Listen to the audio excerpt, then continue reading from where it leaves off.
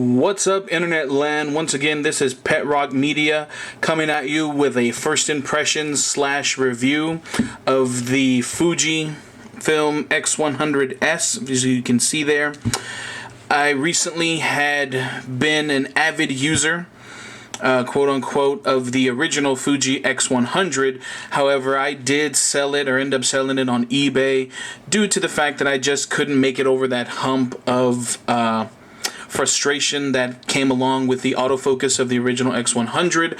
I do know that with later firmware upgrades or updates that it was in fact fixed. However, I just the frustration just overcame me a lot, and so I ended up just one day waking up and saying, I'm gonna sell this thing, wash my hands of it, and ended up going back to DSLR shooting, and then ultimately not making a switch, but also incorporating micro four thirds camera, which is what I am using to film this video. It is my Olympus O-MD E-M5.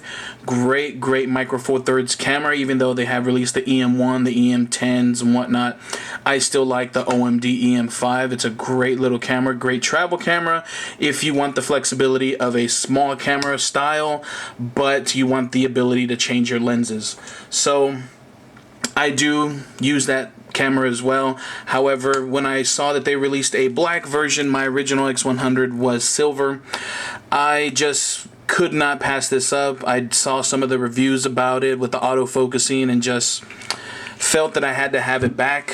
So I went ahead and phoned a camera store up in Austin called Precision Camera. They had one left in stock, so I found myself making a little road trip from San Antonio to Austin to pick this bad boy up. Yes, I know I could have ordered it on Amazon and got it here in a few days, but I like to support my local camera stores, whether it's Precision Camera, not 100% local down the road, or Camera Exchange. That's another camera place here in San Antonio, Texas.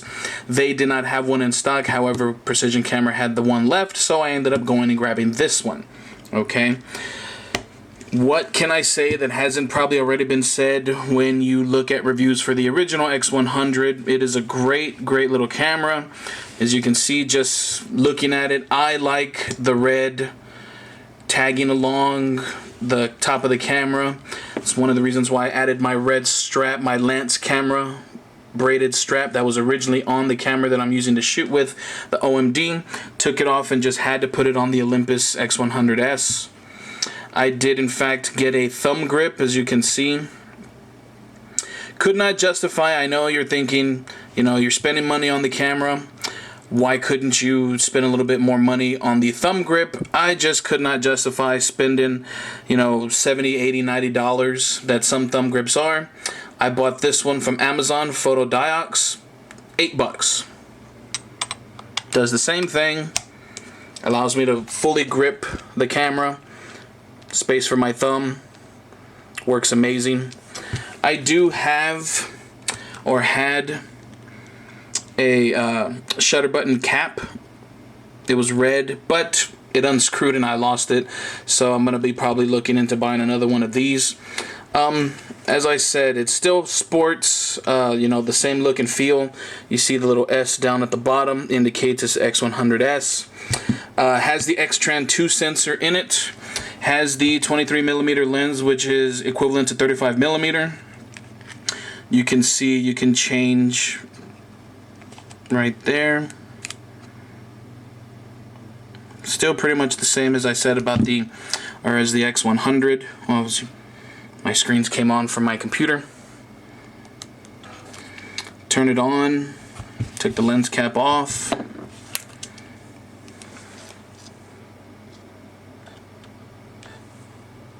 I do have it in silent mode, so you can't really hear when it focuses. It's kind of hard to focus on a screen, but you can see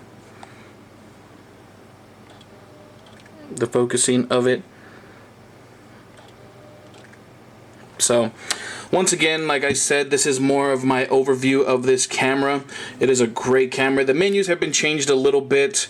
There's a quick menu button here, which does allow you to go to some of the more frequently utilized screens or options. You have your settings, you have your ISO, you have your dynamic range. I know it's kind of hard to see there. Let's see if I can make it to where you can see a little bit there. kind of hard to get it in focus, but you can kind of see it says dynamic range. There you go. You can tell a little bit there. Your white balance, your film simulation, if you're going to be using, you know, I use a little bit, just kind of standard stuff in my JPEGs. If I ever do use JPEG, I mainly shoot RAW, a la Jared Polin.